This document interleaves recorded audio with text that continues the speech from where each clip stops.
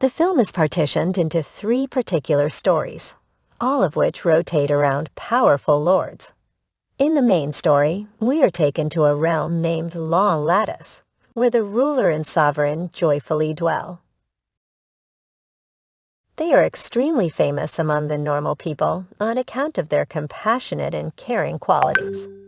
It's practically similar to a fantasy story with every one of the beneficial things in overflow. Nonetheless, there is one little issue. Because of an incredibly uncommon ailment, the sovereign is informed that she won't ever become a mother. The ruler had a go at all that to improve her. He called the best specialists from a long way away grounds, led costly ceremonies, petitioned God constantly. However, without much of any result, nobody has even verged on diagnosing her condition.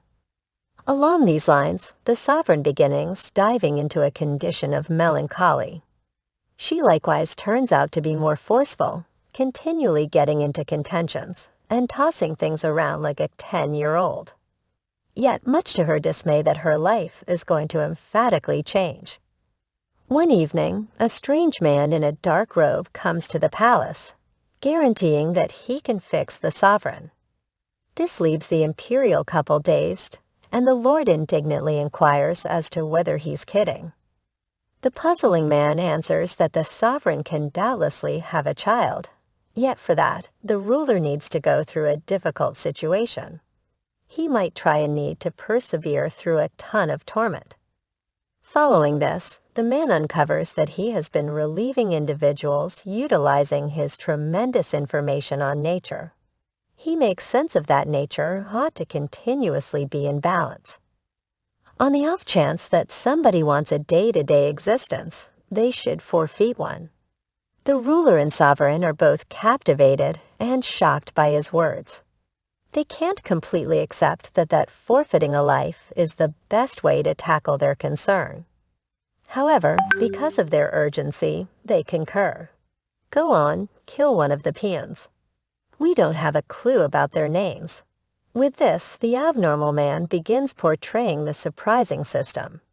As per him, the fix to the sovereign sickness exists in an ocean beast's heart. The Lord should track down it, kill it, and concentrate its heart. Then at that point, an unmarried and unadulterated woman will set it up prior to being given to the sovereign for utilization. The weird man is resolved that this will tackle her pregnancy issue. The following day, the ruler leaves on his main goal to track down the ocean beast. He locates it in his pants, in a nearby river, waits for it to fall asleep, and stealthily enters the water to launch his attack. The king then stabs the monster with a sword, puncturing its vital organs. But in the ensuing tussle, he is tossed around like a rag doll.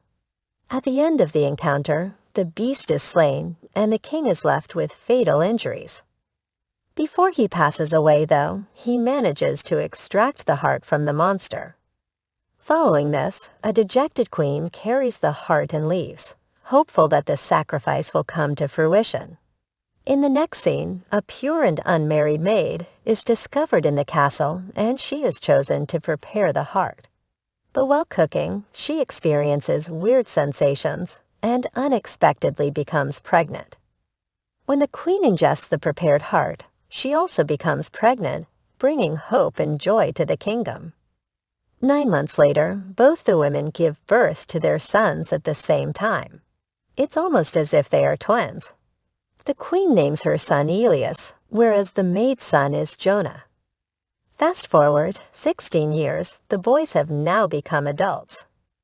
Their hair's white tone represents the sea monster's heritage, and they share a deep and unbreakable bond of friendship. They are even capable of breathing underwater, just like a fish. However, the queen doesn't like her son, Elias, spending time with the maid's son, Jonas. She constantly chastises him to make better friends, but he pays no heed to her words. When nothing works, the queen threatens the maid to keep her son away from Elias. Failing to do so will result in the expulsion of both from the kingdom. But despite the stern warning, the boys continue meeting each other. One day, they decide to pull a prank on the queen. Jonas wears Elias's clothing and pretends to be her son. But unfortunately, she quickly finds out about this. As a punishment, she exiles Jonas from the kingdom. A heartbroken Elias tries his best to stop him, but to no avail. Before leaving, though, Jonas cuts off a tree with his knife, allowing water to flow from there. He then tells Elias that he will be safe and sound as long as the water is clean. What? After this, the two bid an emotional goodbye, promising to meet each other soon. From that day onwards, Elias regularly inspects the tree to see. The first few weeks, nothing happens, but then the water suddenly turns red, realizing that his friend is in danger. Elias quickly leaves the kingdom without informing his mother. After days of intense search, he finally arrives at Jonas' house. The latter has married a beautiful young woman who immediately hugs Elias, mistaking him for her husband. However, when the prince reveals that he is a different person, she becomes upset. The woman then explains that Jonas ventured deep into the forest 5 days ago and has not returned since. Worried that something might have happened to his best friend, Elias immediately sets off to look for him. On the other hand, with her only son missing, the queen visits the strange man once again seeking help. But even this time, he tells the same thing. In order to have a life, she must sacrifice one. Without any other options, she accepts the terms. Meanwhile, Jonas is stranded in a dark cave, injured and scared. It is revealed that a flying creature is after him. Just when we think the boy is about to be killed, Elias arrives at the scene and fights off the creature with his sword. He even manages to kill it using his bravery and valor. However, in a shocking turn of events, it is shown that the creature was actually his own mother. She sacrificed herself for the sake of her son. In the last scene, the two return to their kingdom and Elias finally ascends to the throne, ready to lead their people into a new era. Following this, the second story begins, and we are introduced to an extremely lustful and arrogant king. He is always surrounded by ladies and booze, completely carefree about what is happening in his kingdom. The one thing he is missing is a loving wife and some dignity, which shouldn't be too hard to find considering his enormous influence and fortune. Then we are introduced to two elderly sisters who reside in close proximity to the palace. Despite their advanced age and solitary existence, their voices sound strikingly youthful and pleasing to the ear. One of the sisters, Dora, is a cunning and self-centered woman, while the other, Emma, is frank and sincere in her demeanor. The sisters rarely venture out of their house and remain unmarried, seemingly content to live out the remaining years in seclusion. One morning, as Dora is singing, the king hears her voice and instantly falls in love with her. He has never heard anyone sing so beautifully. "Go home, king, you're drunk." So he arrives outside her house hoping to see her in person. However, when the king knocks on the door, the sisters panic, not wanting to expose their real appearance.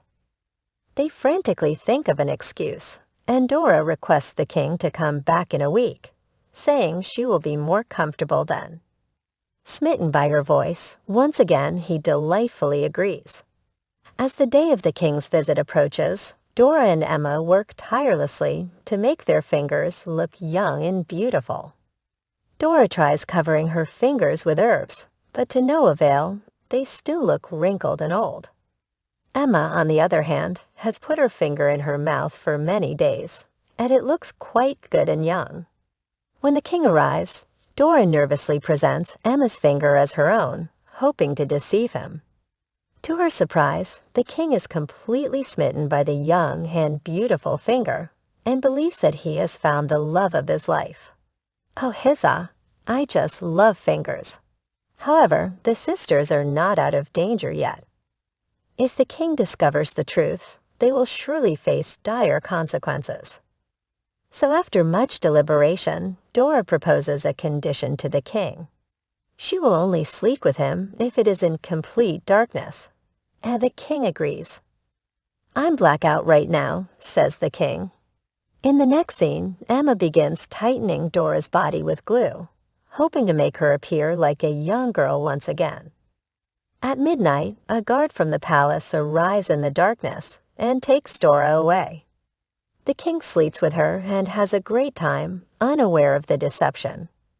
But in the morning, when he finally learns of the truth, he angrily orders his guards to throw Dora out of the window. Fortunately, luck is on her side, and she survives the fall by getting stuck in a tree. After a while, something magical happens. A witch approaches Dora and transforms her into a stunning young lady with long, luscious hair. The following day, as the king is hunting in the woods, he spots the beautiful version of Dora and gets captivated by her. Once again, he believes that he has found the love of his life, so he brings her to his castle, intending to make her the queen. On the wedding day, Emma is also invited, and as soon as she notices her youthful sister, she is taken aback. She inquires how it can be possible, to which Dora jokingly replies that she peeled off her old skin. Unfortunately, Emma believes this to be true, so she seeks out an ironsmith to remove her own skin in exchange for a necklace. The latter obliges without any hesitation, and he brutally carries out the procedure in the woods. After a while, Emma returns to the castle all blooded and weak. She soon passes away due to her injuries. Even her sister Dora doesn't get a happy ending as the magic begins to fade, and she slowly reverts to her old self, not wanting to cause any further problems. She runs away from her own wedding, never to be seen again. The moral of that one is never try to please an alcoholic. In the third story, the king is extremely childish and strange. His wife died long ago, and the only person left in his family is his unmarried daughter. But for some reason, he doesn't love her wholeheartedly. One day, the king notices a parasitic insect feeding on his hand, and instead of swatting it away, he allows it to continue. Feels good. He even takes the strange decision to keep the parasite in a glass box and feed it with his own blood every day.